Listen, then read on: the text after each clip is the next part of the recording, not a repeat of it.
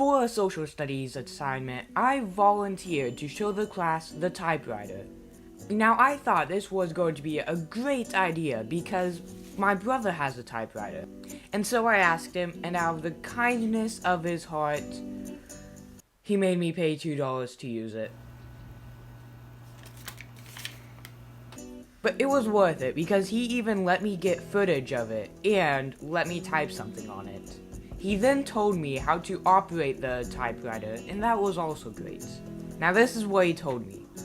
For a special occasion, as in if you're going to be typing something high quality, the spools tend to dry out, so you will need to change the spools and clean out the letter keys.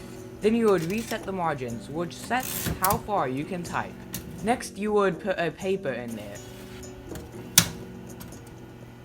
and set the margins, which is different than resetting the margins. I don't know. Then you are able to proceed with typing.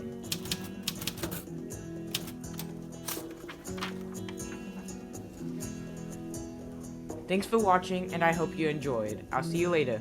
Goodbye. Yummy, yummy cash. Okay, now give me that $2 back. No, you're supposed to pay $2. What? Yeah, that was like part of the deal. Wait, no.